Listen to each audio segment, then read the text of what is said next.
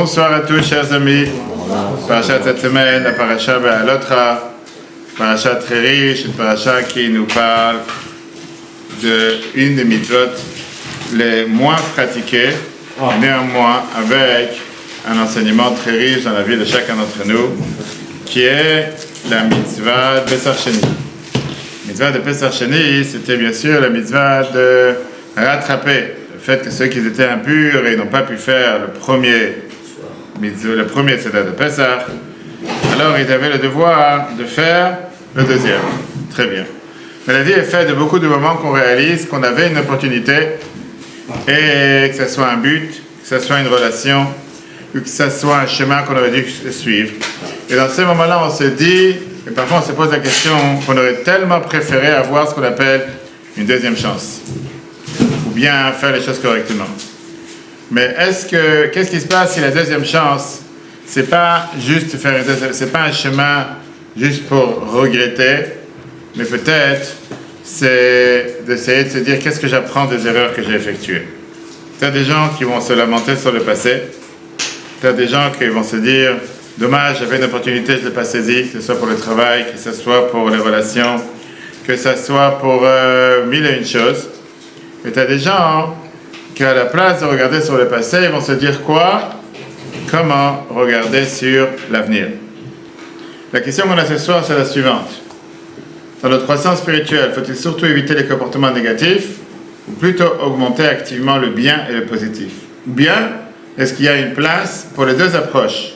Ou bien, comme troisième chance, l'une doit-elle passer avant l'autre? Le paracha nous parle du Pesach Sheni, du deuxième Pesach. C'était une offrande dans le temple, au temps du temple, que celui qui n'a pas eu l'opportunité d'amener le premier Pesach, il avait la possibilité d'amener le sacrifice, le deuxième Pesach. La Torah commence à raconter une histoire avec deux personnes qui n'ont pas eu la possibilité d'amener le sacrifice en temps et sont venus voir Moshe avec un argument de taille. La Torah nous présente le second Pesach destiné à ceux qui ont manqué le premier sacrifice de Pesach. Regardons le texte numéro 1 par Mordechai. Vas-y. Sinon, ça parle aux enfants d'Israël pour leur dire d'offrir le sacrifice de Pessah. Ils s'offrirent le premier mois, le 14e jour du mois, l'après-midi, dans le désert du Sinaï. Les enfants d'Israël firent exactement comme Dieu l'avait ordonné à Moshe. Il y eut des hommes devenus impurs par contact avec un mort, qui ne pouvaient pas offrir le sacrifice ce jour-là. Ils s'approchèrent de Moshe et Aaron et dirent, nous sommes impurs par contact avec un mort. Pourquoi serions-nous privés d'apporter l'offrande de Dieu en son temps au milieu des enfants d'Israël? Moshe répondit, attendez et j'écouterai ce que Dieu vous ordonnera. Très bien. Qu'est-ce qui était la suite? Mordechai. Dieu parle à Moshe en disant, parle aux enfants d'Israël, dis-leur, lorsqu'un homme sera impur par contact avec un mort, ou se trouvera sur une route lointaine parmi vous ou dans vos générations futures, il offrira le sacrifice de Pessah de Dieu. Ils offriront le second mois, le 14e jour l'après-midi, et ils mangeront avec des matzot et des herbes amères. Ils n'en laisseront rien jusqu'au matin et n'en briseront aucun os. Ils le feront selon toutes les lois du sacrifice de Pessah. Si on fait attention à chaque mot qui vient d'être dit, on voit ici qu'il y a plusieurs différences notoires entre le premier Pessah et le deuxième Pessah. D'abord, le premier Pessah, on sait très bien qu'est-ce qui se passait. Et on n'avait pas le droit du tout d'avoir du chametz avec le premier Pessah. Chametz, c'était le levain. Alors qu'on sait très bien que dans le deuxième Pessah, on n'a pas cette limitation.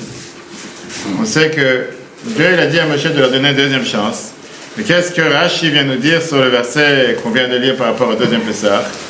Vas-y, Lors du second Pessah, on peut avoir à la maison à la fois du chametz et de la matzah, et ce n'est pas un jour de fête. L'interdiction du chametz ne s'applique qu'au moment où l'on mange le sacrifice. On voit ici qu'il y a plusieurs différences. On dit que c'était pour réparer le fait que quelqu'un n'a pas pu faire le premier Pessah, pour ça il avait le choix de faire un deuxième. Si c'est comme ça, pourquoi la Torah ne dit pas que ce soit identique au premier? Disons quelqu'un qui a raté de faire par exemple Shabbat ou Kippour, disons qu'on aurait eu une deuxième chance de faire Kippour. Il va dire, bon, puisque c'est le deuxième, alors tu peux manger le petit déjeuner. Non, si tu répares Kippour, tu répares un jour de jeûne que tu n'as pas pu jeûner, tu dois jeûner comme le premier, il n'y a pas de différence. Et là, on voit que le deuxième Pessah, c'était un Pessah qu'on pouvait faire, manger du chametz, on pouvait en même temps, c'était pas un jour de fête, c'est un jour qu'on peut travailler, c'est pas un Yom Tov. On voit que l'interdiction du chametz était seulement en rapport avec manger le sacrifice. Regardons justement ce que Rambam, Maïmonide, nous dit dans les lois du sacrifice de Pessah. Tu vas lire, Laurence, vas-y. Quelle différence y a-t-il entre le premier sacrifice pascal et le second? Pour le premier, il est interdit de boire ou de posséder du chametz. On ne peut pas l'abattre si l'on possède du chametz. Sa viande ne peut être sortie du groupe prévu pour la manger. On récite le Hallel pendant qu'on le mange. On apporte avec lui une offrande festive. Il peut être offert en état d'impureté si la majorité du peuple est impure par contact avec un mort. On vient de voir ici 5 ou 6 lois qui sont très strictes par rapport à comment devait amener le premier sacrifice de Pessah. Alors, en revanche, pour le second sacrifice pascal, le chametz et la massa peuvent se trouver ensemble à la maison. On ne récite pas le Hallel pendant qu'on le mange. On peut le sortir du lieu où il devrait être consommé. On n'apporte pas avec lui d'offrande festive et il ne peut pas être offert en état d'impureté. Une seconde. Les deux se ressemblent sur plusieurs points. Leur offrande repousse le Shabbat. Le Hallel est récité au moment où on les offre. Ils sont mangés rôtis dans une seule maison avec matzah et maror. On ne doit pas en laisser jusqu'au matin et on ne doit pas en briser les os. Ok. Il y a quelques points de ressemblance, on va dire les lois essentielles. On voit qu'il n'y a aucune ressemblance, c'est pas seulement qu'il n'y a pas de ressemblance, il y a plusieurs points qui sont différents que les autres. C'est-à-dire, il est parti, on peut allumer maintenant. On voit qu'il y a plusieurs points de ressemblance qui ne se ressemblent pas du tout. Si on essaie de faire ici le lien entre les deux, non, juste le grand, ouais. Ok, le lien entre les deux, la différence, entre les deux. On voit ici clairement que le sacrifice de Pessah, on a dit, chametz était interdit. Le Hallel est récité pendant le repas, offrande festive apportée, peut-être offert en état d'impureté collective. Ça, c'était le sacrifice de Pessah numéro 1. Alors que le sacrifice du second Pessah, chametz, il est autorisé, le Hallel non récité pendant le repas. Il n'y a pas d'offrande festive comme un tragiga. Ne peut pas être non plus offert en état d'impureté. Jusqu'à là, c'est clair? Ça, pour l'instant, on a vu les détails techniques des différences qu'il y a entre les deux. Maintenant, avançons de nos jours. Qui fait Pessah chez nous aujourd'hui? C'est un Pessah qui a existé une seule fois dans l'histoire. Aujourd'hui, comment on va commémorer le deuxième Pessah? Très simple. Aujourd'hui, on marque le deuxième Pessah, par ça, on va voir quelques coutumes, on ne parle pas maintenant de loi, de manger de la matzah le deuxième Pessah. Très bien.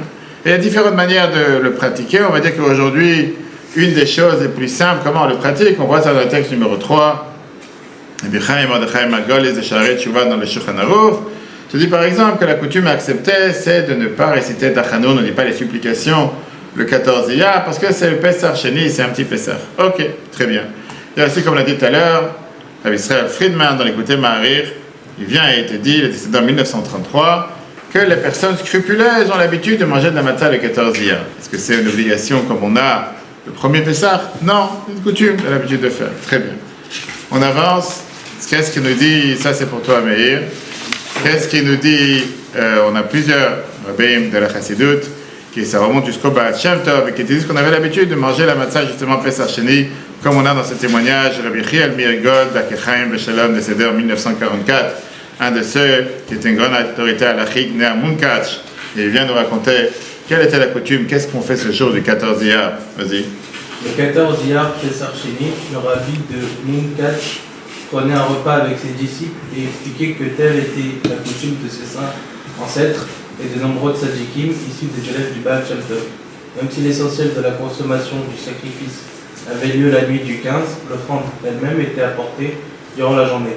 Le commencement est donc essentiel, c'est pourquoi il mangeait de la matzah et aussi du maror pendant le repas.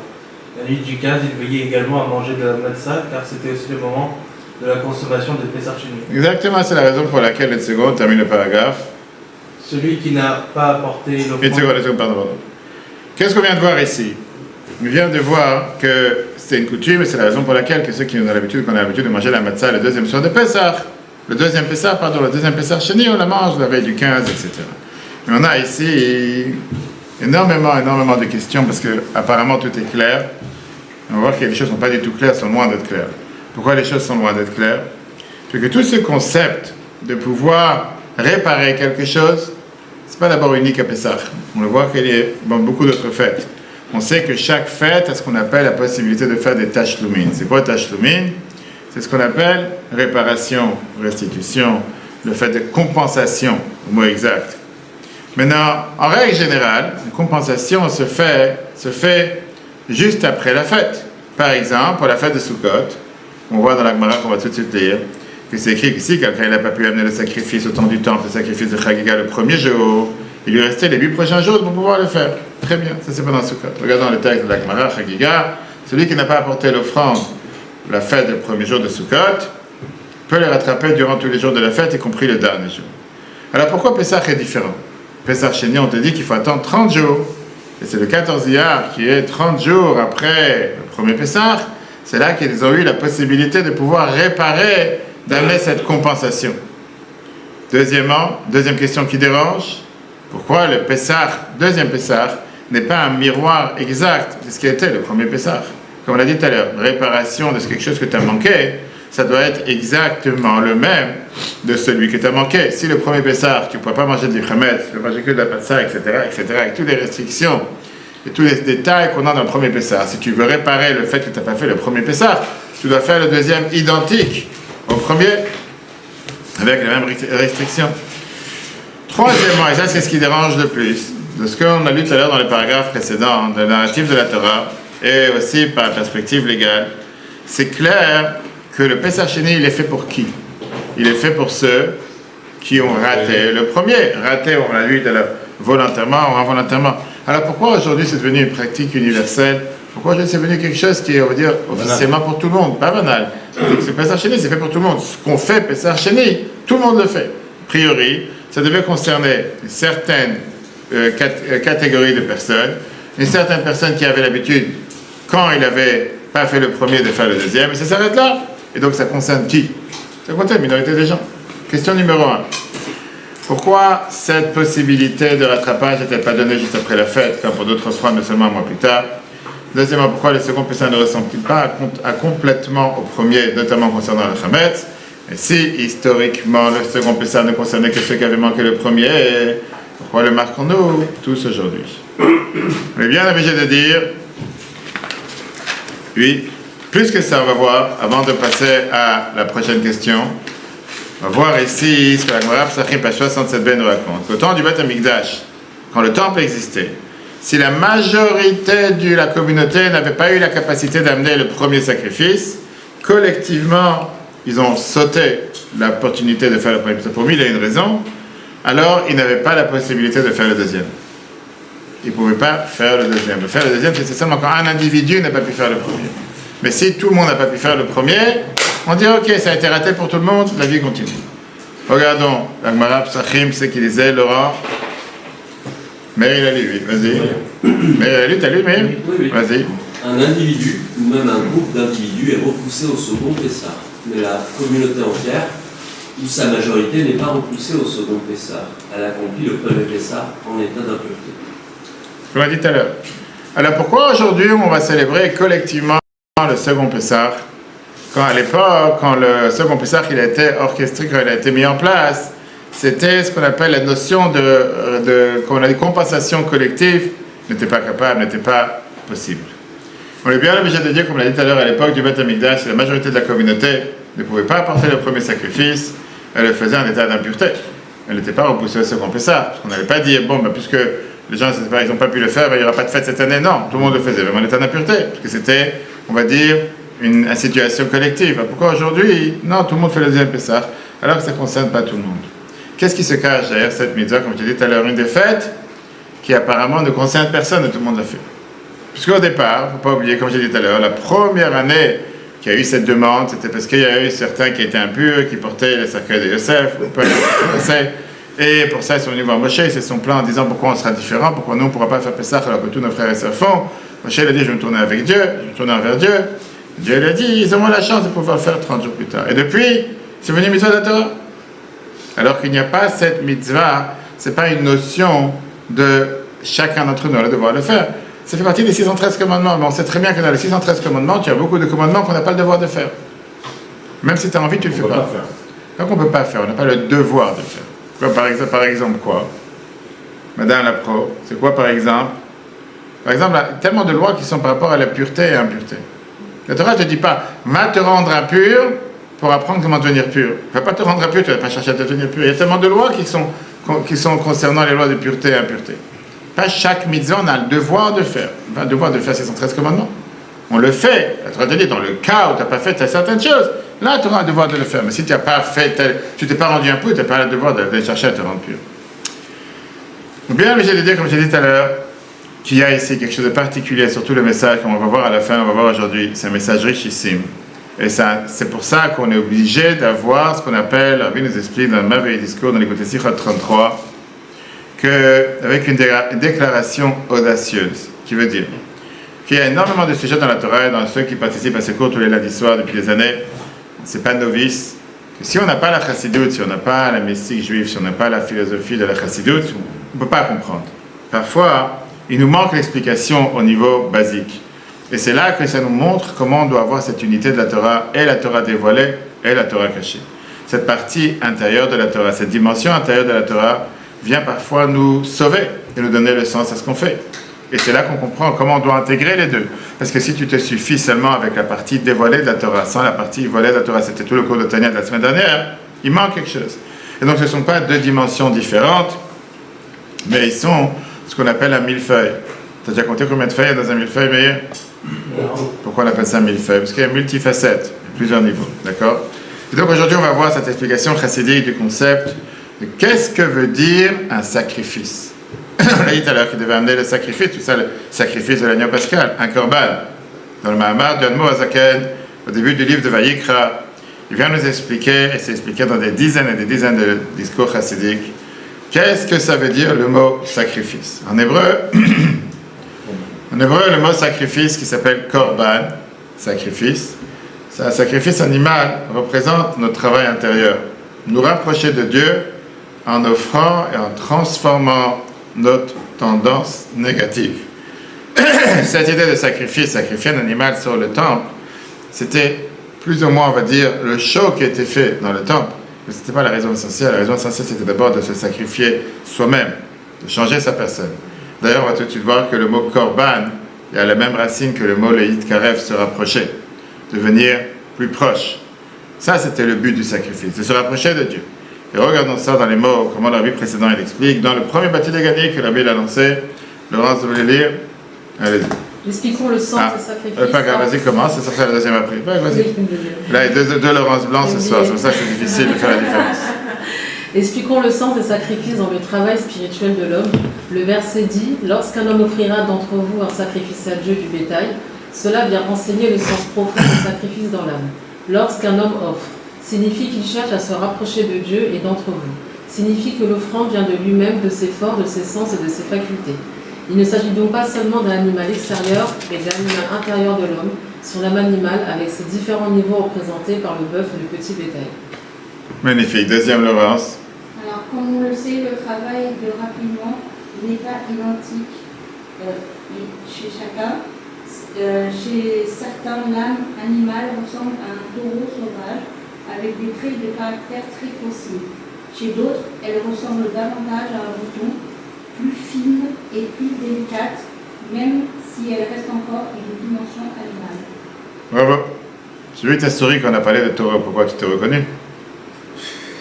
Ok. Qui peut dire qu'il a un âme animal taureau et qui peut dire qu'il a un âme animal mouton? Est-ce que vous connaissez notre âme animale? Et on va tout de suite voir que ça parle pour le travail, pour le service de Dieu de chacun d'entre nous. Parce qu'on va comprendre que c'est dans ce contexte, les deux sacrifices de Pessah sont en réalité deux étapes progressives dans le processus de se rapprocher de Dieu. La première étape, c'est ce qu'on appelle surmera. Surmera qui veut dire s'éloigner du mal, ou on va dire plutôt neutraliser la négativité.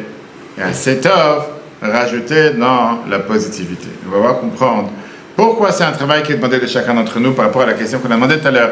A priori, aujourd'hui, il n'y a pas la recommandation qu'il y avait à l'époque, seulement ceux qui étaient impurs. On dit que c'est pour tout le monde, même si bien sûr, aujourd'hui, Pessah Sheni, on le fait que de manière spirituelle, pas de manière matérielle, pas le fait qu'on a l'habitude de manger de la matzah, etc. On va voir qu'on parle ici pas seulement du niveau basique, quelle était la mitzvah à faire au temple, comment elle était au temps du temple. On parle ici d'un travail personnel, de raffinement personnel, sur la personne de chacun d'entre nous, en fonction de l'âme animale que nous avons tous. Ça n'existe pas une personne qui n'a pas une âme animale. Il y en a qui ne veulent pas le reconnaître. On a tous une âme animale, et c'est pour ça qu'on a le devoir de travailler et de raffiner sa personne. Et regardons comment la Bible écrit ça dans les... L'animal, ce sont l'apercevoir aussi. On est tous nés comme des animaux. Oui, mais après, le devoir de la personne, c'est de travailler sur son âme animale et la transformer. Et on va tout de suite voir que comment travailler sur ton animal. Il y a deux manières différentes de travailler sur ton animal. En langage, comme on l'a dit tout à l'heure, c'est soumera, c'est tov, c'est mener du mal et faire le bien, mais dans le langage chassidique qu'on va voir dans le cours aujourd'hui, on a le premier adjectif, ça s'appelle itkafia. Itkafia qui veut dire savoir se retenir, savoir se contrôler. Et itapra, c'est transformer sa personne.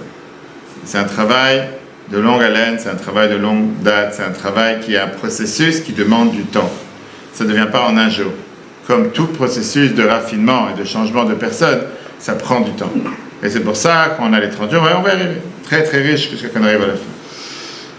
Chacun porte en lui son animal, les parties de soi qu'il faut raffiner pour se rapprocher de Dieu. Regardez comment la Bible écrit ça magnifiquement dans le cours numéro 38. Est-ce que Lionel veut lire à voix haute? Dans le service personnel de l'homme, Pessar Sheni représente le passage du premier niveau de la sortie d'Égypte. Le premier Pessar en Nissan. Au second niveau, celui du mois d'Iyar. C'est le passage de détourner, détourne-toi du mal, et fais le bien. Exactement, une seconde. On a ici deux étapes. On a ici deux marches. Et pas seulement deux marches, c'est deux processus, que les deux sont importants et les deux sont énormément fondamentaux. Le premier, c'est détourne-toi du mal. Le deuxième, fais le bien. Ce qui veut dire, tu ne peux pas passer aux deuxième étape sans passer par la première étape. Tu ne peux pas amener et faire les choses sur une table propre si tu arrives et tout est collant et tout est sale par terre. Ça ne marche pas. Il faut d'abord nettoyer ce qui est sale et après faire ce qui est propre. Tu as des gens qui aiment vivre dans la saleté. On n'est pas tous des grenouilles et des tortues. Excuseront ceux qui les aiment. Mais en général, les humains ou les hippopotames ou les autres, ou les crocodiles qui vivent dans la boue et qui se demandent pourquoi ils ne sont pas dans la boue jusqu'aux yeux, ils peuvent l'avoir sur la tête. Donc, l'être humain en général, c'est pas comme ça. Tu es obligé de passer par les deux étapes. Très bien. La suite. Faire le bien directement, c'est... Ça ne marche pas. Ça ne marchera pas. Non. Vas-y. La sortie. La suite. La sortie d'Égypte est le début du travail. Fuir le mal, comme l'explique le Taïan. Le peuple a dû fuir parce que le mal était encore puissant en lui. Son travail principal était de s'arracher à l'impureté de l'Égypte. Ensuite, seulement vient le second niveau, faire du bien. Magnifique. Dans la Chassidut, c'est comme j'ai dit tout à l'heure, c'est deux types de travail. C'est dans le travail spirituel de chacun d'entre nous que chaque juif a besoin de remédier et y passer. Ça se peut que chaque jour, on passe par les deux étapes. Pas seulement chaque jour. Chaque chose qu'on fait, on doit passer par ces deux étapes. D'abord, itkafia, comme j'ai dit tout à l'heure. Itkafia veut dire s'abstenir ou bien de supprimer la négativité. Itkafia veut dire, la traduction, ça veut dire se retenir. Quand on parle à itapra, veut dire transformer, transformation, qui veut dire engager avec la négativité pour pouvoir la transformer en quelque chose de positif. Ici, on a le schéma. Soumera veut dire, on l'a dit tout à l'heure, s'éloigner du mal. Asaitov veut dire faire le bien. Et ça consiste, premier Pessah, il est sorti d'Égypte, quitter le mal et s'en éloigner. Cela consiste en conduit ensuite au second Pessah, où l'on agit positivement pour servir Dieu. Deux étapes de travail spirituel. On a le premier qui est itkafia, qui veut dire réprimer le négatif. Et c'est plutôt pas seulement réprimer, c'est de pouvoir se retenir, de ne pas céder à ses pulsions, à ses désirs, à ses fantasmes. Itapra, c'est transformer le négatif. Et c'est beaucoup plus dur. Mais tu ne peux pas arriver à Itapra si tu n'es pas passé par Itkafia. Tu ne peux pas arriver à transformer le mal si tu n'as pas essayé de te contrôler sur le mal. On va voir les exemples après. Pessah correspond, on a dit le premier Pessah correspond à Itkafia. Qu'est-ce que ça veut dire Itkafia? Retenir le négatif. De pouvoir se contrôler. Et ça, c'était la manière de s'enfuir d'Égypte. Le second Pessah correspond à Itapra, à transformer le négatif en force positive. Le conte du Homer construit ce travail en raffinant nos qualités intérieures. Et ça, c'est ce qui se passe. Et pour comprendre ça, on va voir tout de suite merveilleux exemple dans ce prochain paragraphe qui va être lu par Mordechai. Dans le travail spirituel de l'âme, la sortie d'Égypte, le premier Pessah correspond à l'itkafia. Contraindre le mal présent en soi, de là, l'homme s'élève vers un second niveau. Une seconde. Qu'est-ce que ça veut dire contraindre le mal qu'on a en soi? Parce que tu as des gens qui vont dire, moi j'ai pas de mal. Tu as des gens qui vont dire, moi j'ai rien à me contraindre. Contrainte, c'est le simple exemple. Le matin, j'ai envie de dormir, je suis fatigué. Pourquoi je vais me lever pour travailler? Pourquoi je vais me lever pour prier? Tout simple. Ça s'appelle un mal.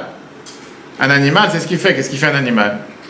Il dort à n'importe quelle heure, il mange à n'importe quelle heure, il va chasser à n'importe quelle heure, de n'importe quelle manière il va dormir, de n'importe quelle manière il va manger. Il n'y a aucun travail sur soi. Il fait ce qu'il veut. Je ne sais pas s'il fait ce qu'il veut, je ne sais pas s'il veut faire autre chose. Je ne sais pas s'il pense qu'il a un but et une mission à accomplir sur Terre. Sa mission, c'est de manger et dormir et rien faire d'autre. Donc l'âme animale, qu'est-ce que ça veut dire? Contraindre le mal présent en soi, ne pas se laisser diriger par ses motivations d'âme animale. Non, j'ai une mission sur Terre, j'ai un devoir sur Terre. Pas besoin de dire, non, j'ai pas envie d'aller travailler, je préfère rester à la maison, je suis plus sympa quand je suis à la maison que... Attends, toi de travailler, Adam Lama, lui là, il est là pour travailler, 6 jours tu travailleras. Ça demande des efforts, de ne pas se laisser aller. Mais c'est pas fini, la suite. L'étape sera la transformation du mal en bien, cette dimension de 8 Pessah. secondes. Qu'est-ce que ça veut dire leur étape? Très bien, j'ai décidé que je ne dois pas rester au lit, que je dois me lever pour aller travailler. Ça, c'est la première étape, mais c'est pas fini. Pas parce que tu as décidé que c'est fini. Qu'est-ce que tu fais après? Après, tu as le devoir de transformer ce mal en bien. Alors maintenant, je vais me mettre à travailler, je vais faire... Comment je fais pour travailler sur ma personne? J'ai décidé de ne pas me laisser aller, de ne pas aller manger n'importe où, n'importe quoi, je dois manger cachère, je vais manger que cachère. C'est bien, tu as pris une bonne décision. Ah, je passe devant une boulangerie, ou en bas de chez moi, il y a une boulangerie qui sent avec des, je sais pas, avec des pâtisseries qui s'y montent dans les odeurs et que ça me donne tellement envie de dire, ouais, qu'est-ce qu'il y a si je vais aller juste en bas de chez moi? Je dis, pas la fin du monde. Et je peux leur demander qu'ils vont faire quelque chose sans porte, sans rien, et en plus, il y a un rabbin qui m'a dit. Et après, quelqu'un va se dire, tu sais quoi? Pas seulement contraindre le mal, mais c'est au second niveau de transformer le mal en bien. Non, ça me donne un effort. Oui, ça me demande des efforts parce que j'ai la chance d'être juif. Automatiquement, j'ai un certain devoir. Parce que j'ai un certain devoir, il y a certaines choses que je ne vais pas faire. Mais ce n'est pas juste ne pas faire. On sait très bien que dans les mitzvot, on a les mitzvot négatives, ne pas faire. On a les mitzvot positives, faire. Et on ne peut pas se suffire seulement avec les mitzvot qu'on doit pas. Qu'est-ce qu'on ne fait pas? Il y a aussi ce qu'on doit faire. C'est tellement plus facile de dire, moi, Shabbat, je fais rien. Je reste assis au lit. Je reste au lit toute la journée. Moi, j'ai fait Shabbat. Ça ne s'appelle pas faire Shabbat. Faire Shabbat, ce n'est pas seulement ne pas faire. Shabbat, ce n'est pas seulement des interdits. Shabbat, ça te demande aussi de oui faire. Ça, c'est les deux travaux qui sont ensemble. Et cette dimension, c'est une dimension... Vas-y. Cette dimension de Pessah Sheni correspond au renouvellement propre au mois d'Iyar, le second mois, le conte du Homer. Le travail du Homer consiste à raffiner les traits de caractère et à les transformer en sainteté. C'est ce qu'on a parlé longuement pendant les cours du Homer qu'on a eu pendant le Homer, c'était tout le travail de compter le Homer chaque jour. C'est justement de raffiner ses traits de caractère, de travailler sur sa personne. C'est tellement plus facile de s'écouter à ne pas faire ce qu'il faut faire. Mais la Torah n'est pas pour ne pas faire ce qu'il faut faire. La Torah te dit non, tu dois faire ce que tu dois faire. Tu dois agir. Agir et agir et agir. Et au final, c'est quelque chose qui prend du temps. Pourquoi? Parce qu'on a toujours le dessus qui va sauter, qui est l'âme animale, qui ne va pas vouloir te laisser faire ce qu'il faut. Et c'est pour ça que je dis c'est une guerre quotidienne. C'est une guerre le matin, c'est une guerre l'après-midi, c'est une guerre le soir. C'est une guerre à chaque instant. Il n'y a pas un moment de la journée où on ne doit pas surmonter cette épreuve qui est Itkafia. Qu'est-ce que ça veut dire Itkafia? Ça veut dire savoir se contrôler, savoir se retenir, savoir ne pas se laisser abattre sous cette enveloppe qui est appelée l'âme animale. Et de l'autre côté, on a aussi le faire Itapra qui veut dire très bien, maintenant je me suis recontrôlé, maintenant allons faire ce qu'il faut faire. Et ça, c'est déjà beaucoup plus difficile. Mais l'âme animale est considérée comme le mauvais penchant. Pas forcément, parfois oui, mais il n'y a pas que. Parce qu'on t'a dit que des fois l'âme animale peut être déguisée en tant qu'un religieux avec une barbe et un chapeau aussi. Et ça peut être le plus grand âme animale sur Terre. Que juste quand tu vas venir pour commencer à prier, il va venir en te disant, mais tu sais, j'ai appris telle et telle chose, écoute, juste au moment de la prière. Ça s'appelle aussi un âme animal. Et tu as un devoir de te renforcer en disant, maintenant c'est le moment de la prière, maintenant je ne peux pas parler. Je parlerai après la prière, pas maintenant. Regardons comment c'est écrit ça dans je contraindrai et regardons ça, c'est magnifique ici. Il faut vocabulaire de Chassidut. Laurence, à ton tour. Moi? Oui, puisque tu es en train de rêver. Dans le vocabulaire de la Chassidut, deux mots araméens sont essentiels. Itkafia et Itapara. Itapra. Itapra. Itkafia signifie contraindre, Itapra signifie transformer. Ce sont deux Rappelons-nous ces deux mots qu'on va voir ça toute la soirée. Contraindre et transformer. Et c'est deux choses qui sont énormément importantes pour la réussite, pas seulement du parcours de chacun d'entre nous, mais dans la réussite de la vie de tous les jours. Contraindre et transformer.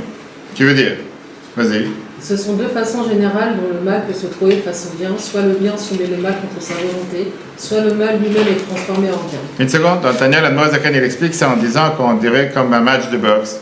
ou comme un match de deux personnes qui se battent, que chez Zekam Zenofel. Quand l'un se lève, l'autre il tombe. Les deux debout, ça ne marche pas. Pour gagner, il faut qu'il y en ait un qui tombe. Donc c'est très simple, c'est ou le mal qui gagne, c'est ou le bien qui gagne. Être en un état parfait, qu'on appelle ça, être en un état neutre, que les deux sont en train de se regarder, et des fois dans des matchs pareils, c'est des matchs très ennuyants, parce que les deux ils sont debout, et ils sont en train de se pousser les uns avec les autres. Pousse-toi, et qu'est-ce que ça fait? C'est pas ça le but du match. Le but du match, c'est qu'un, il bat l'autre. Comment un, il bat l'autre? Parce qu'un, il va pouvoir faire tomber l'autre. Rappelez-moi, à la fin, on peut dire, non, même si c'est pas dans le texte, le mot Zaken continue d'entraîner en te disant que même si un, il est beaucoup plus fort, et l'autre, il est beaucoup plus faible, si un, il est joyeux, et l'autre, il est lourd et il est paresseux, automatiquement, il est garanti de perdre.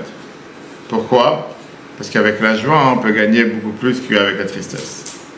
Donc même si un, il paraît plus fort, mais le fait qu'il y en a un qui est joyeux, en général, quand il a cette énergie, il va pouvoir battre. C'est pour ça que des fois, dans certains combats, on voit très bien qu'il y en a qui sont beaucoup plus gros et ils ont l'air comme les siamois, comme on appelle ça, les samois, sumo, pardon. Les sumo qui sont, on dirait vraiment, je ne sais pas d'où ils sortent. Et tu as des gens qui peuvent être beaucoup plus petits, et parce qu'ils sont beaucoup plus agiles, ils sont beaucoup plus, veut dire, avec cette énergie, ils réussissent à faire. On a vu David et Goliath, etc. Voilà la suite. C'est qui les a vus. La première étape pour vaincre une tentation est l'ikafia. L'homme se force à ne pas suivre son désir. À ce stade, le désir n'a pas encore changé. Il reste présent, mais l'homme s'empêche de le réaliser. Bah, la suite. La seconde étape vient généralement après un certain temps passé dans la première. Après avoir pris l'habitude de ne pas céder au désir, un processus dit para commence. Le désir lui-même s'affaiblit jusqu'à disparaître. Avec le temps, il faut moins d'efforts et moins de volonté, car la personne se sent moins attirée par ces choses. Énorme. Et là, on va tout de suite voir un magnifique clair de Rabbi dans lequel Rabbi met ça dans des mots qui nous concernent dans la vie de tous les jours. Comme l'a dit tout à l'heure. Donc la première étape qu'on vient de voir, c'était quoi? L'homme se force à ne pas suivre son désir. À ce stade, le désir, il n'a pas changé, le désir, il est toujours là. Mais il ne veut pas réaliser son désir. Oui, le matin, j'ai pas envie de me réveiller. Oui, le matin, j'ai pas envie d'aller travailler. Oui, le matin, j'ai pas envie de faire ce que je dois faire. Le désir, il est toujours là. Peut-être il va le battre, mais le désir, il est toujours là. Quand tu arrives à la deuxième étape, là, tu as pris l'habitude de ne pas céder au désir. Maintenant commence le deuxième processus, qui est quoi? De s'affaiblir jusqu'à disparaître. Parce que la personne a compris que de toute façon, il n'y a pas de gagner. Sur cette étape, il ne va pas de gagner. Mais il va te gagner sur autre chose. Il a compris que le matin, tu te réveilles, que tu vas travailler, alors le mauvais penchant, après un jour, 2 jours, 3 jours, ça existe. Je ne suis pas tous les jours. De toute façon, il m'a eu. Mais il va t'attraper sur autre chose. Et là, tu devras te battre sur autre chose qui est encore plus haut.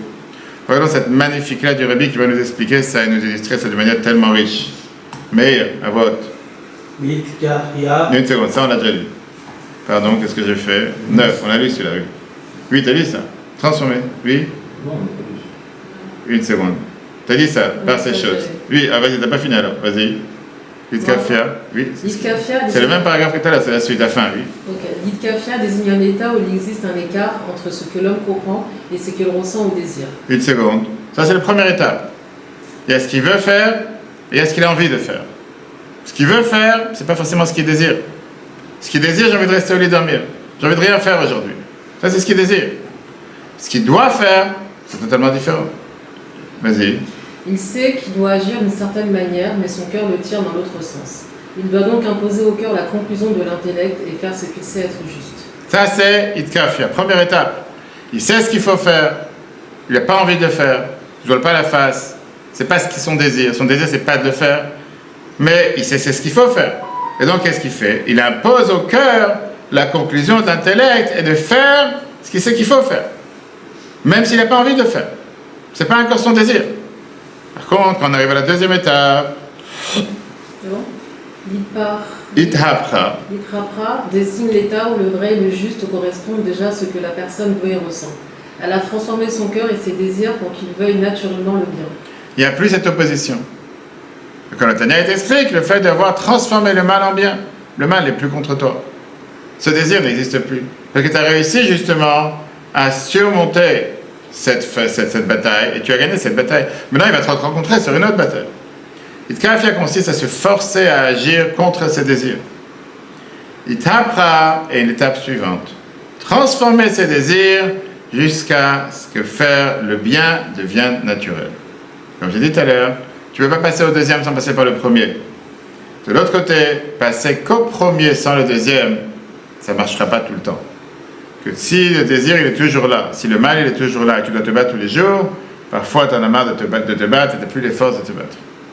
Donc il faut se battre, mais après un moment, il faut que ça devienne une habitude. Et plus tu fais les choses comme il faut, plus ça devient une habitude. Regardons comment la Bible explique ça de manière si belle dans cette lettre. Mais à toi. Le travail sur les midot, amour et haine, crainte et relâchement, miséricorde et cruauté, etc., comporte 2 étapes. D'abord, l'itkafia. Les émotions obéissent à l'intellect. Ensuite, l'itpra. Les émotions elles-mêmes sont transformées. Regarde l'exemple que la Bible te prend dans le travail, dans le commerce. Très riche. Très très bel exemple. Par exemple, quelqu'un a un concurrent dans son commerce, dans le même quartier. S'il se laisse guider par son âme humaine, par son âme animale, oui. il ressent de la haine envers lui. L'intellect de l'âme divine lui dit alors, tu crois que Dieu dirige le monde? Si Dieu a décidé de t'épargner ça, ton concurrent ne peut pas te l'enlever contre la volonté divine. Ça c'est point numéro 1. L'âme animale lui dit, pourquoi il s'est installé juste en face de moi? Ça veut dire que maintenant je vais perdre mon travail? Parce que c'est mon concurrent? Il n'aurait pas dû ouvrir la boulangerie juste en face de ma boulangerie? Ça c'est l'âme animale. Et donc qu'est-ce que je vais faire? Je vais appeler les joueurs du PSG pour qu'ils aient défoncé la vitrine. L'âme divine, et je vais faire surtout à m'assurer que les policiers viennent et qu'ils font marche arrière et qu'ils reculent, qu'ils disent bonjour. Quelque chose qui se passe nulle part au monde sauf en France. Qu'est-ce que dit l'âme divine? C'est qui t'envoie la parnassa? C'est Dieu qui m'envoie? Ou c'est la personne qui envoie? Ah, peut-être que la personne, c'est la personne, ce qu'il a fait, c'est mal. Peut-être. Il aura son compte à rendre. Si vraiment ce qu'il a fait, c'était concurrence, etc. Mais pourquoi je dois m'inquiéter? Le bon Dieu, il a décidé qu'il m'envoie la parnassa. Le bon Dieu va me l'envoyer. Continue à faire ce qu'il faut faire de manière correcte, de manière juste. Le bon Dieu va m'envoyer ce qu'il faut faire. Pour ça, je vais agir. Je ne vais pas rester à dormir au lit à rien faire. Et si d'en haut, il a été décidé que tu gagnes moins, penses-tu qu'en ton concurrent soit le seul moyen pour Dieu de réaliser cela? En réalité, il ne te prend rien. Pourquoi donc agir? Après de nombreux raisonnements intérieurs, la haine cesse d'influencer l'action, puis la parole, puis même la pensée. Mais ce n'est pas encore l'ithapra. On avait dit, mais on n'est pas encore arrivé au deuxième niveau ici. La personne a commencé à se battre contre ses mauvaises pensées en se disant, oui, le bon Dieu se soucie pour moi, donc je n'ai pas à m'inquiéter pour l'autre. Ok, donc il ne va pas aller se battre contre l'autre. Il ne va pas aller le faire tomber. C'est quoi l'ithapra? La suite. L'âme divine va plus loin. Tu aimeras ton prochain comme toi-même, puisque sa réussite ne retire rien à la tienne. Aide-le par un bon conseil, un prêt, etc. Jusqu'à ce que la haine se transforme en amour. Alors? C'est précisément cette seconde étape qui est appelée dans la chassidoute un véritable travail sur les traits de caractère, même si selon la stricte loi, on pourrait parfois se contenter de la première étape. Magnifique. Ça veut dire quoi? Quand la personne est partie ouvrir une boulangerie en face, toi tu vas aller le voir, tu vas lui dire, écoute cher ami, où tu achètes ta farine? Dans tel et tel endroit. Moi j'achète la farine chez le grossier, c'est beaucoup moins cher. Je te donne le numéro, va l'acheter là-bas. Ça sera beaucoup moins cher pour toi. Oui, tu sais quoi? Moi je vais l'acheter en grande quantité, comme ça on la paiera moins cher nous deux. Ah, mais c'est ton concurrent. Mais encore une fois, je crois vraiment dans ce que je pense que c'est Dieu qui m'aide. C'est Dieu qui est là pour m'aider, c'est Dieu qui m'envoie la parnassa. Ça, c'est le travail de l'ithapra. L'ithapra, c'est d'aller voir quelqu'un que tu n'as pas envie d'aller voir. D'aller voir quelqu'un que tu sais que tu vas souffrir en allant le voir. Et de se dire, tu sais quoi, il y a un Dieu qui cherche cette planète. Ça va être tellement plus facile de le fuir, ça va être tellement plus facile de ne pas faire ce travail qui t'est demandé. Mais de l'autre côté, le travail de l'ithapra, c'est quoi? C'est d'aller le voir et de se dire, malgré que mon âme animale me dit que je ne devrais pas le faire, mon âme divine me dit que ça c'est ce que oui je dois faire. Oui, mon âme divine me dit, mon âme animale me dit, un juif qui n'a pas été éduqué dans la Torah, un juif qui n'a pas été éduqué dans les mitzvot, un juif qui ne fait pas la Torah comme il faut, quel rapport moi j'ai avec lui? Moi j'ai la chance d'avoir grandi dans un milieu religieux, d'avoir une éducation religieuse, j'ai eu la chance de pouvoir pratiquer, ça c'est mon milieu. Pourquoi je me mélangeais à arriver dans un milieu de quelqu'un qui n'a jamais rien fait? Tant pis pour lui, il avait qu'à être éduqué. Ah, ses parents n'ont pas appris ou il n'avait pas de parents. Je ne suis pas responsable pour la misère du monde. Il y a un Dieu sur terre. Comme mes arguments qui avaient été donnés à Rabbi Akiva. Si Dieu vraiment il aime les pauvres, si Dieu vraiment il est un homme de bonté, pourquoi il a créé des pauvres? Si Dieu les a créés, c'est qu'il y a une raison. C'est qu'ils doivent rester pauvres. Pourquoi moi je vais les enrichir? Ça, c'est l'argument de l'âme animale. Viens, l'âme divine te dit, bon Dieu, il a fait en sorte que moi je suis au courant. Et comme le Rabbi disait à chaque fois, si toi tu es au courant de la lettre Aleph, va la partager avec quelqu'un d'autre. Ah, le temps que tu vas investir pour la partager avec quelqu'un d'autre, tu perds de ton propre temps. tu perds du temps dans lequel tu aurais dû investir pour toi-même. Parce que ce même moment, tu aurais pu prendre un livre et toi, enrichir tes connaissances pour faire quelque chose qui te fait plaisir. Et pourquoi tu vas perdre ton temps pour aller enseigner à quelqu'un qui connaît rien ou qui vient de découvrir la religion? La vérité, c'est au contraire. Parashat cette semaine nous parle sur le fait que Moshe était la personne la plus humble de tous les gens sur terre. Pourquoi? Il s'est dit que si cette personne en face aurait eu les dons et les capacités que moi j'ai, il aurait été beaucoup mieux que moi. Alors, aller enseigner à quelqu'un d'autre, aller investir ton temps pour quelqu'un d'autre, tu n'es pas en train de perdre du temps. Tu es en train de gagner énormément. Par ça que tu prends le temps et les forces et l'énergie que tu as pour l'autre et tu essaies de faire du bien avec un autre. Dieu te dit, puisque toi tu as investi ton temps pour l'autre, moi j'ai investi du temps pour toi. Et ça, c'est toute la distinction entre la première partie et la deuxième. Première partie, c'est de se dire, une âme animale, ce qu'elle veut faire, je ne suis pas là pour éduquer le monde entier. Moi, je suis là pour travailler sur ma personne. C'est déjà un travail très très dur. Je n'ai pas le temps de m'occuper du monde. Je n'ai pas le temps d'aller voir quelqu'un d'autre. Mais l'âme divine, l'étape après, c'est de se dire non. Pas seulement je travaille sur ma personne, et c'est un travail quotidien, parce que si je ne travaille pas sur ma personne, je risque de tomber. Et en plus de ça, si je peux aller m'occuper de quelqu'un d'autre, matériellement, spirituellement, je vais le faire. Et je ne risque pas de perdre à cause de ça. Au contraire, je risque de gagner. Faut dire que la personne nous écoute aussi. Tout à fait, si c'est un sourd, quelqu'un qui ne veut pas écouter, tu n'as rien à perdre ton temps. Et si reste animal, la personne en face. Alors, elle reste animal, qu'est-ce que je te fasse? Poser, oui, il faut que tu viennes. Tant pis pour lui. Dans nos relations avec les autres, le Rabbi il explique que la vraie croissance ne consiste pas seulement à empêcher les sentiments négatifs d'influencer notre comportement, mais à les transformer en véritable amour. Et ça, c'est le modèle du second Pessah. Avec ça, on va voir la réponse à ce qu'on a dit tout à l'heure. Maintenant, on vient comprendre pourquoi le second Pessah, ce n'était pas juste une loi mécanique pour un problème technique.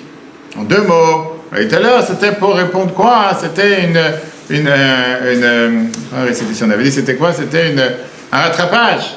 Fait qu'on a manqué le premier, alors bon, tu vas faire le deuxième. Mais c'est un prototype de référence pour le voyage spirituel de chacun d'entre nous. Pourquoi? Et avec ça, on va répondre à toutes les questions qu'on a demandées tout à l'heure. On a demandé la première question, pourquoi la compensation du Pessah était un mois entier, opposé à la compensation qu'on a en général pour les autres fêtes, qui est juste après la fête, alors qu'on a dit qu'il fallait attendre un mois entier. Et la réponse elle est parce que c'est un processus. Pourquoi le second Pessah arrive un mois plus tard? Parce qu'il fait partie d'un processus de long terme. La croissance spirituelle prend du temps. Le travail du homme nous y conduit. Tout celui qui pense que je peux me convertir sur un pied, comme il est parti voir Hillel en lui disant convertis-moi sur un pied, il est parti voir Shammai, il lui a dit tu sais qu'on continue à courir. Il est parti voir Hillel, Hillel lui a répondu effectivement, ce que tu n'aimes pas qu'on te fasse, ne fais pas aux autres, le reste c'est des explications, et après il est parti apprendre. Ça ne marche pas de changer sa personne en un instant. Ça ne marche pas de pouvoir se modifier, se changer de mal en bien, de négatif en positif en une seconde. C'est un processus qui prend du temps. Qu'est-ce que ça veut dire ça prend du temps? 100% ça marche, si tu travailles vraiment, pas si tu te la racontes. Si tu travailles vraiment, ça marche. Et on voit des gens qui se modifient. Et on voit des gens, ils voient comment ils modifient en travaillant sur sa personne. Travailler sur la matière. Ça, c'est ce que la Chassidut te demande de faire. Et ça, c'était la chose de Pessah Sheni. On vient de vous découvrir que quoi? Que Pessah Sheni, le deuxième Pessah, c'est pas juste rattraper une opportunité perdue. C'est une progression. On a dit tout à l'heure, c'est une référence sur le long voyage et le long chemin que nous avons tous à parcourir sur cette planète. Quand on comprend les choses de cette manière, maintenant on comprend que ça ne peut pas prendre une journée ou une semaine. Et c'est pour ça qu'on a dit tout à l'heure, ça prend un mois entier de compte du Homer, dans lequel on doit travailler avec introspection, et chaque jour, et chaque semaine, pour changer ces personnes. Bien sûr que les autres opportunités qu'on a de compensation pour les autres fêtes, ils n'ont pas la même connotation spirituelle. C'est pour ça qu'ils peuvent être faits tout de suite. Mais ça, c'est différent. Alors, on a demandé la deuxième question, si vous vous rappelez, pourquoi le deuxième Pessah n'est pas copie-collé du premier? Pourquoi, comment ça se fait qu'on n'a pas l'interdiction de manger du Chametz, alors que dans le premier Pessah, on n'a pas le droit d'avoir du levain, on doit commencer à se cacher, on n'a pas le droit d'en voir, on n'a pas le droit d'en trouver, on n'a pas le droit d'avoir un grain de Chametz, etc. Et la réponse, elle est tellement claire, elle est tellement, je veux dire, elle saute aux yeux. Quelle est la différence entre le premier et le deuxième? C'est quoi cette prohibition de ne pas manger du Chametz? On sait très bien, c'est quoi le Chametz? Qu'est-ce qu'il y a dans du pain au chocolat? Qu'est-ce qu'il y a dans un croissant? Qu'est-ce qu'il y a dans un cheese Danish? Ou qu'est-ce qu'il y a dans une challah quand elle est bien faite comme au Women's Club? Ça gonfle. Et alors, c'est quoi le Chametz? Le levain qui fait gonfler représente l'ego. Et ça, c'est la source de tout ce qui est négatif et tout ce qui est la corruption. Quelqu'un qui a un ego, il ne pourra jamais avancer. Et c'est pour ça que la Torah te demande, Pessah, qu'est-ce qu'on a de devoir de faire? C'est séparer de ton ego. Te dégonfler. C'est pour ça qu'on n'a pas le droit d'avoir avec du Hametz. Parce que l'ego, c'est ce qui t'empêche d'avancer pour pouvoir te dédier totalement à Dieu. Là, la réponse est ta question.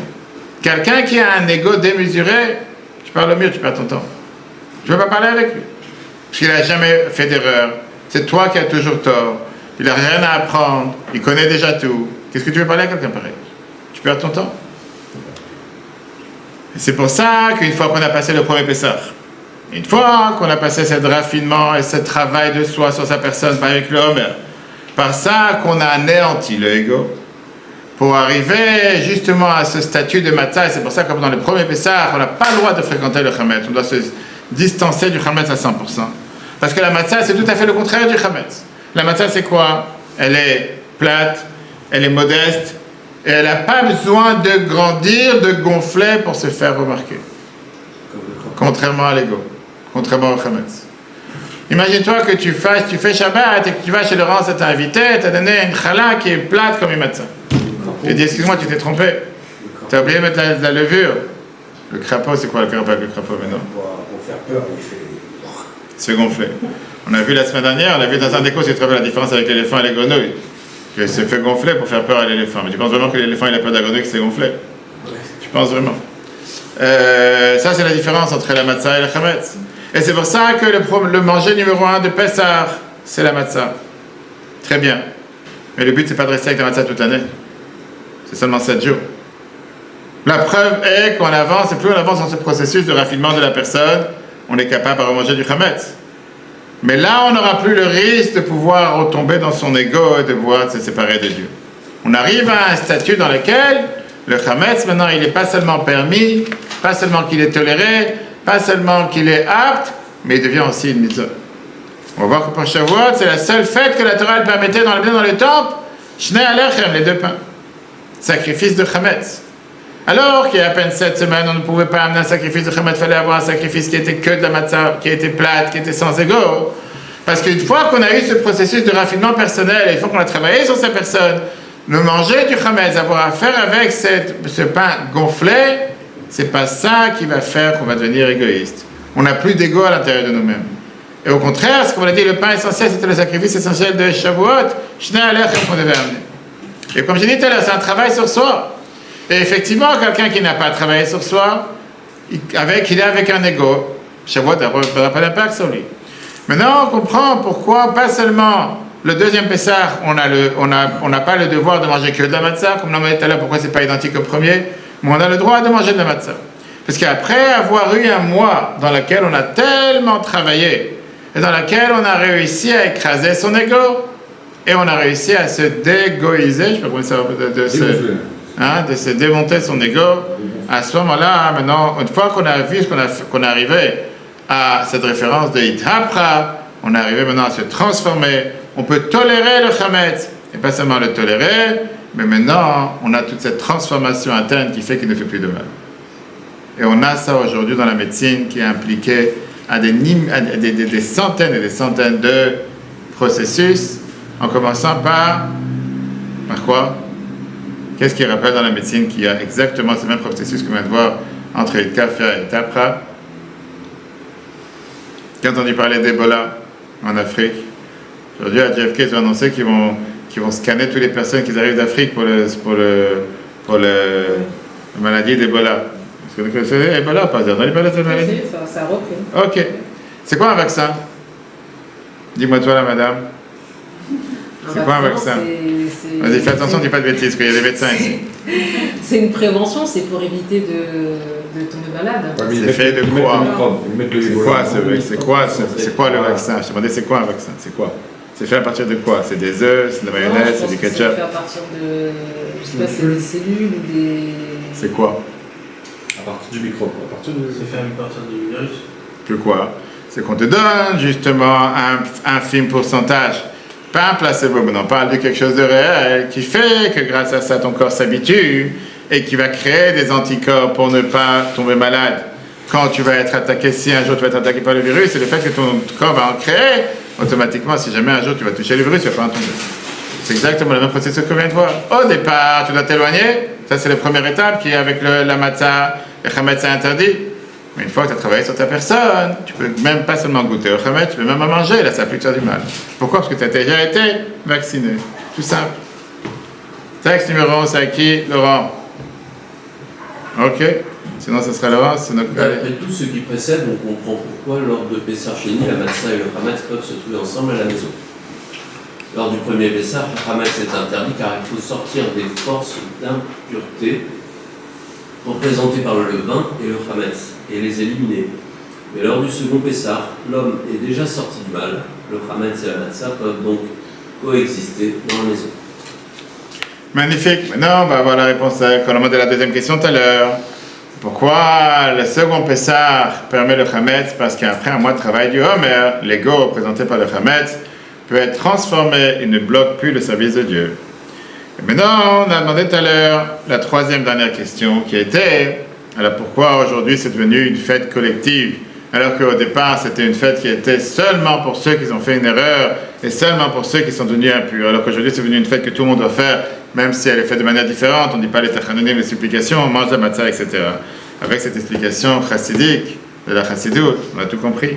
Parce qu'en termes légaux, effectivement, c'était exclusivement un mécanisme pour pouvoir attraper ou compenser ceux qui ont raté le premier. Mais dans le sens spirituel, c'est un sens qui a à faire avec tout le monde, sans distinction.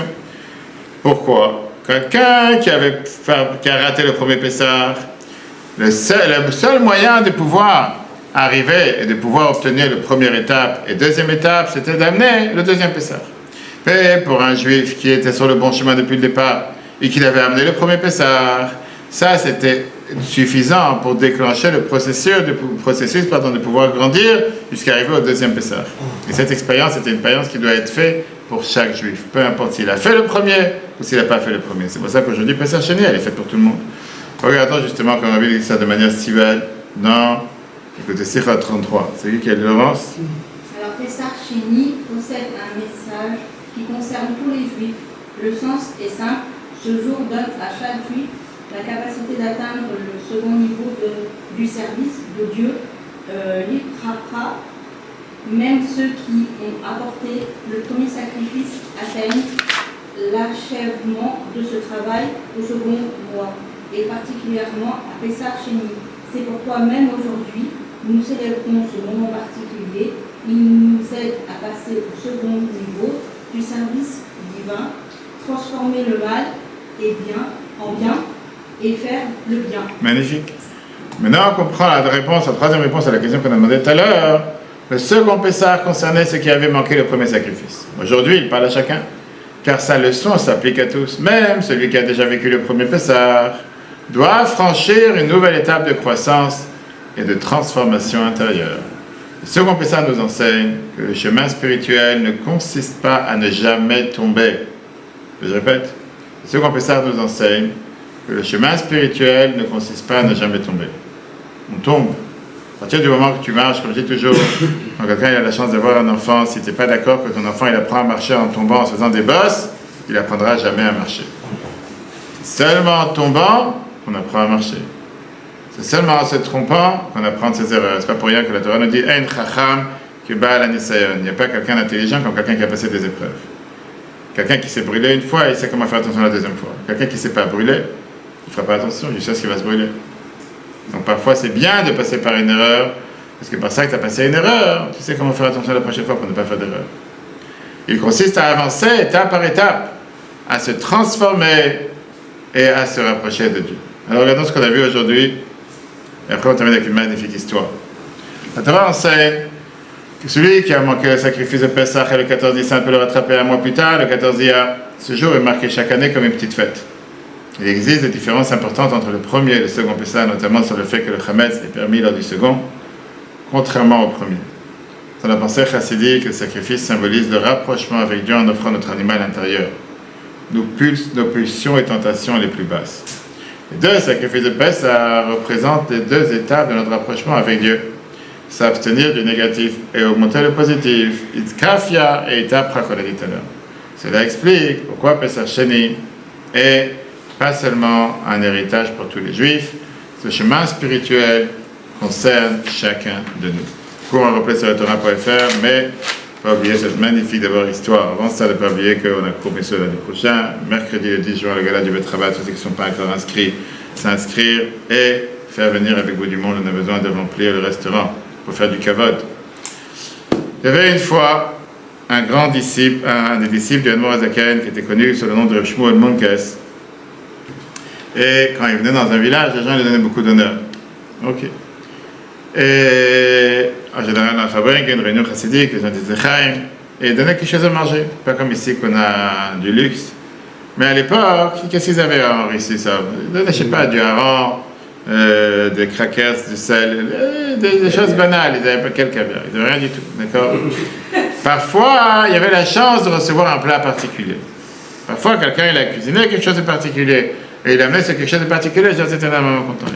Il y avait Nathan le Shochet, qu'une fois, il a réussi à obtenir ce qu'on appelle des poumons rôtis. Je ne sais pas si aujourd'hui les gens mangent des poumons, mais peu importe. Poumons rôtis, c'était un grand plat, c'était une grande délicatesse à l'époque. Wow, c'était un morceau de langue, quelque chose que les gens ne mangeaient pas tous les jours, en tout cas, surtout pas dans Farbingen avec des chassidim, etc.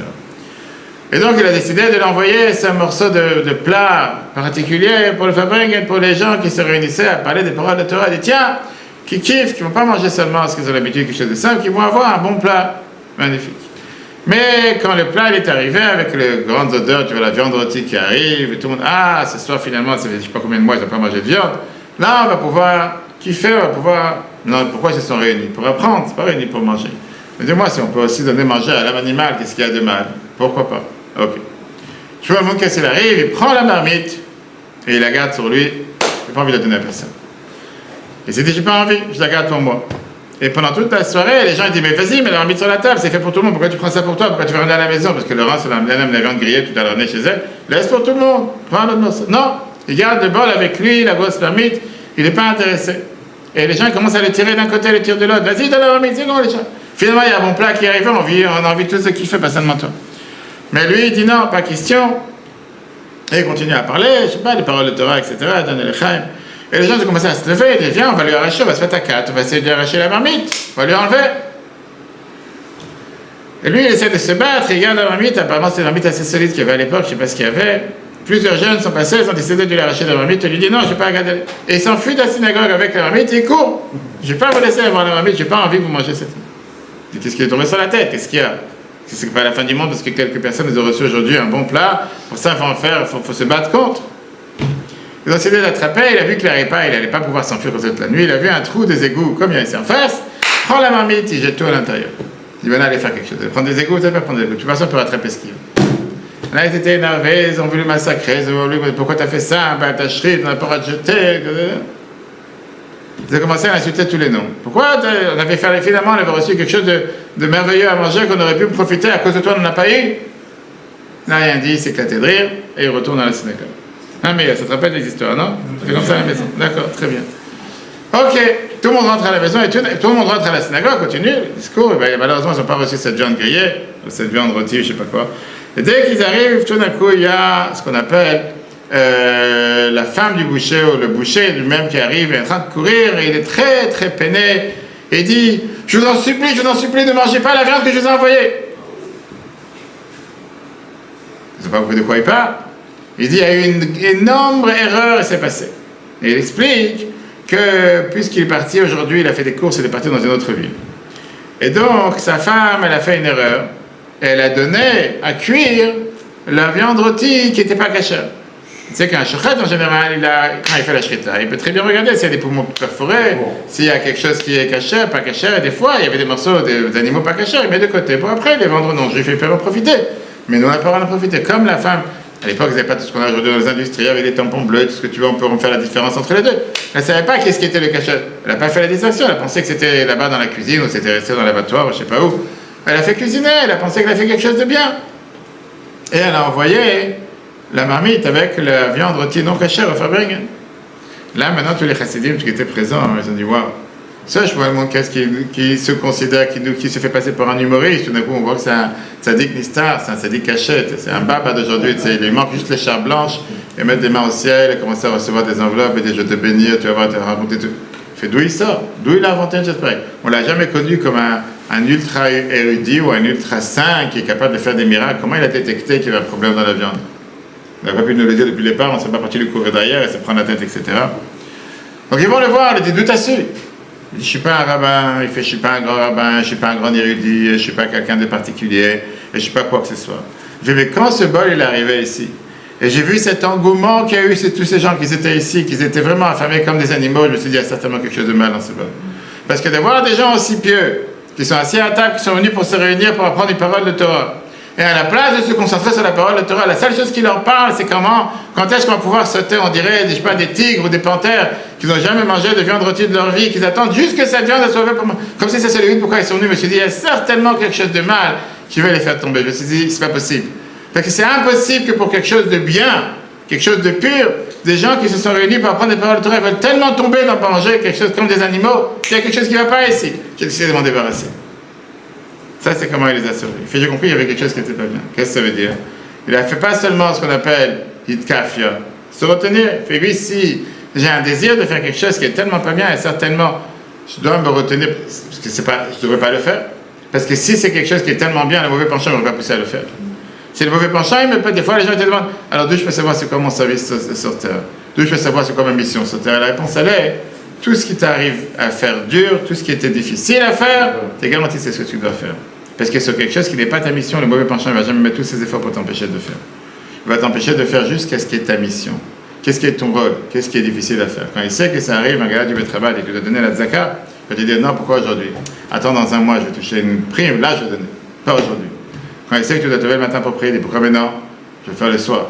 Parce que maintenant je peux faire jusqu'à 10h du soir, je peux peut-être filer. 9h54, imagine-toi, je peux aller manger. Pourquoi le matin? Pourquoi je dois me lever tôt? Et après tu es parti le soir, il va te donner un autre rendez-vous. Il faut aller voir un malade. Tu voir le malade, je vais mettre les chilines aujourd'hui. Je fais mitzvah, sur le rabbin, je vais faire quelque chose de mal. Mais si depuis le départ tu n'aurais pas écouté, tu n'aurais pas écouté ce que tu dois faire, et comme ça dans chaque chose. Aujourd'hui j'ai décidé de venir, je vais me concentrer dans la prière, et juste au moment où tu vas te concentrer dans la prière, il commence à avoir une fuite d'eau juste à côté. Et là tu commences à t'occuper de la journée, c'est cher mouillé, je changeais. Ou bien tu as juste une personne qui vient et qui prend ton livre, ou juste une personne qui vient et qui prend ton livre, juste une personne qui vient et qui commence à te déconcentrer à côté. Ça, c'est le travail, tout ce qu'on a vu ce soir, c'est un travail qui est richissime, comme je dis, c'est un travail de long terme, qui est un travail pour chacun d'entre nous, de la personne la plus simple à la personne la plus érudite. C'est pas un travail pour les tzadikim ou pas les tchouva, c'est un travail pour chacun d'entre nous, H24, 7 jours sur 7, et c'est un combat quotidien. Et les gens qui disent, pourquoi il faut toujours se battre? Pourquoi il faut toujours travailler? C'est pour ça qu'on est sur Terre, et c'est pour ça qu'on remercie mon Dieu qu'on est des êtres humains, pas des animaux. Mais même un être humain peut se comporter comme un animal. Et notre devoir, c'est de changer son âme animale, de raffiner son âme animale, et chaque fois qu'on va raffiner un niveau, on va passer à un autre niveau. Voilà, chers amis, pour ce cours de l'autre cours richissime, mais la semaine prochaine, si Dieu veut la suite, ça sera le cours qui nous apprend sur les explorateurs aux espions. Comment une petite faille peut devenir une grande chute. Avec les explorateurs qui sont partis explorer la terre d'Israël, la paracha Shda. Très bonne soirée à tous, si Dieu veut, à la semaine prochaine.